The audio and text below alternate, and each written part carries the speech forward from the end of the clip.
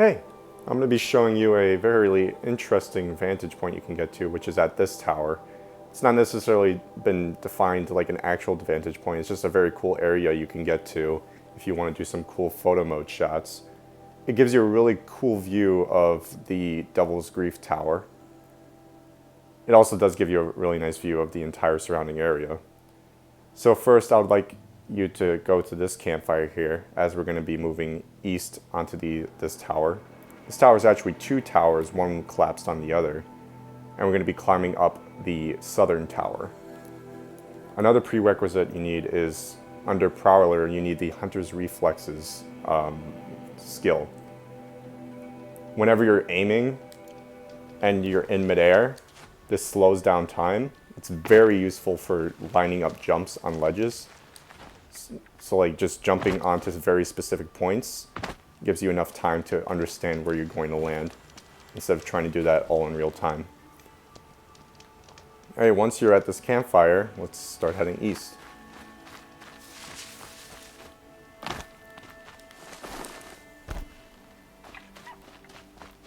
So, like I said, we're going to be heading towards the south tower. As you can see, there's one that's toppled over. We're going to be going to that one. Right over on the right.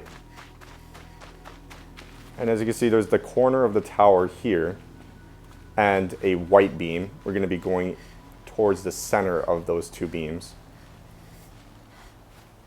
And in the center is a vine that's curling up in slightly like an S.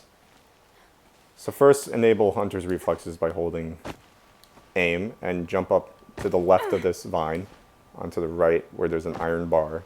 And now up to this concrete slab. Cool. Now we're going to turn right, and there's just going to be the end of the vine there. We're going to use that as a way to jump up onto the slab that's across the way in the eastern direction. Sprint jump, I would recommend. And then sprint jump back where you came from onto the slabs that were above where you came from. Cool. So where we're actually going is, first we got to get to this higher point here. You can actually get there by going behind and up this vine here, but that's a lot more work than you want. So I'm going to show you a way to go around this way. So of course, holding the trigger, I would recommend you crouch once you get to the vines here and start heading west. Now we're going to jump up these vines here. I would recommend you first go on this left here, over to the right a little bit, and then finish off with the top vine. That can be done in 3 jumps, as you saw. Now let's get onto this iron pole here, or iron I-beam, whatever you want to call it. And now we're going to get over to that platform I was talking about earlier by just jumping up and holding forward, of course, while crouching. Cool. So we're on that platform. But actually, to get to where we truly want to go, we need to go where we came from. To get going that way, get back up to that iron beam we were at by jumping up on this concrete and then jumping up onto the iron beam. So I would recommend you stay crouched and face east with your camera downward. We're going to be jumping up on these vines that are spiraling up here to those concrete slabs up there. So while crouching and holding the trigger, hold forward and jump. Get on that vine or that branch there, jump one more time, and you're up here. Now jump and then move backwards onto the top of the vine without changing the camera. It's just a little easier that way. And now you can just move to the left and jump onto the concrete. Cool. So now we're going to be moving north. This is about a third of the way to the Vantage, just as a reference. Alright, so while still crouched, we're going to be basically acting as Sly Cooper, going across this ledge here to get to over there. This is probably the easiest way to do it. unfortunately there's a lot of other objects that don't really help us. So this is practically the best way. Issue is right about in the center, the ledge will just easily knock you off because there's not enough space for the collider of Aloy to allow you to walk more. So you just slide to your death, which is pretty epic. So I'd recommend you aim for the first center third of the ledge, and then the first, or the, what would you say, the second third's beginning, which is like somewhere over there. So jump there, and then over here, and then up onto this ledge here. Cool. It's great I got that first try. Now, let's get onto this ledge here, just for safekeeping. And now we're gonna head right, which is east, onto these extremely odd polygons. Now I'll do a little bit of a navigation here. We gotta get up and keep moving north. Just go over these bushes, over to these platforms over here. And now we gotta get up to these concrete slabs.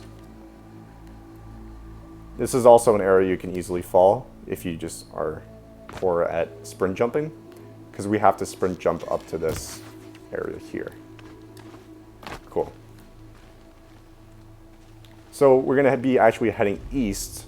Of course, there's issues with just going straight east because there's a lot of odd slopes and odd objects. So the easiest way to do it would be head north a little bit towards this edge. Once you're at the edge, you actually turn east and head southeast. My apologies. And you're going to be sprint jumping over to this concrete slab right there. So a little bit easier than you think. You just, if you're not sure, first sprint jump, and while in midair, hold the trigger. I would recommend you press the trigger later, once you're about to hit, instead of like at the beginning. Cool. It's not necessary to hold the trigger then, but it's still nice if you want to make sure you land in the right spot. Alright, there's already a pretty nice view of the Devil's Grief Tower. There's even a nice little place you can get to right here to start taking some photos. But we're real gamers, so we're going to head up to this one up here. Oh, whoopsies. Yeah, that one. Certainly high up. So technically we're about halfway. I'll show you how to get here first if you don't have enough willpower. So to get there, just slide down like you're on a slip and slide to this area right here without going into the hole. That would be pretty bad if you fell.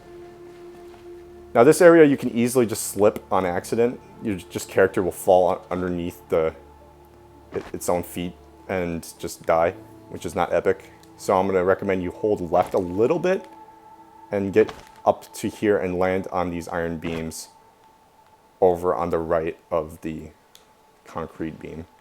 Alright, so then to get over to the edge, crouch, jump around these beams, which is a little sketch, but if you do a little bit of like a circular motion, you'll probably get past it. Jump up onto the edge of the 45-degree tilted beam, and now you're on the edge. Cool. You can definitely get some epic shots here, but like I said, we're going to go to a more epic location. Alright, so I'm going to just turn around and go back to kind of where we were earlier. Cool. Wow, that was scary. Alright, so once you're back at the place you got off of the sketchy location earlier,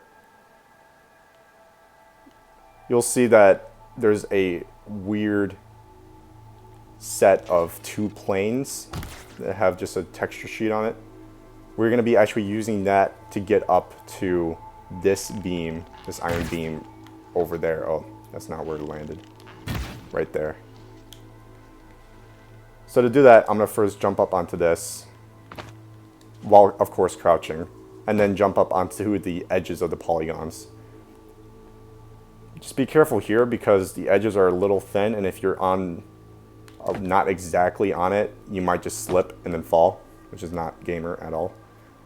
And then turn left, and then you can basically just walk onto it, onto this iron beam sticking out. Make really small movements because any big movement is going to result in death, which is not cool. All right, so now we're going to be facing south and actually jumping onto this crevice right here. So to do that, we're going to have to do another sprint jump, but of course we don't really have a lot of space to do that. To ensure no demise, you would have to first sprint and then jump. If you just jump then sprint, you're not going to get any distance and just fall to your death. So to ensure that you start sprinting before you jump, I would recommend a rhythm of about like sprint, jump. So like this, sprint, jump. Cool. If you're, that was kind of close. So if you want to get even closer, you could just do sprint, jump, and it probably will work out for you. All right, now we're going to be heading north again while holding the trigger and also crouch jumping a little bit. And just move up like a meter or two and then turn around, and you see that there's this another very poorly textured polygon we can jump up to. So to get there, first edge over onto this bevel here, and then do another sprint jump up onto this little platform. Now we can just walk up this platform onto the other side of the like tilted roof, you could say. And from here, it's pretty straightforward. You can just walk on to the right here, move north, and here's the beam that I was pointing at earlier. Get onto the corner of the beam and just walk up a little bit. And voila, we are at the vantage point. So from here, you can get some really neat shots. Once entering photo mode, you can change the time of day, which is nice because then you can really get some cinematic shots of the morning or the afternoon. You can also see, I believe it's the entrance to the Frozen Wilds from here. I forgot the name of the, what do you call it? The ancient area. But you can see that from here too on the north area right here. The entrance to the Frozen Wilds should be over there in the center somewhere.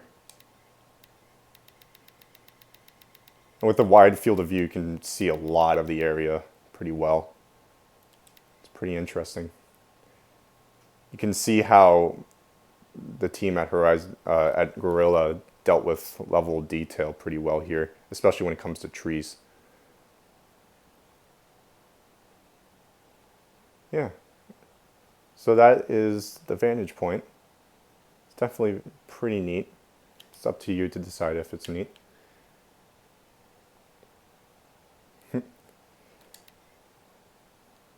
All right, well, yeet.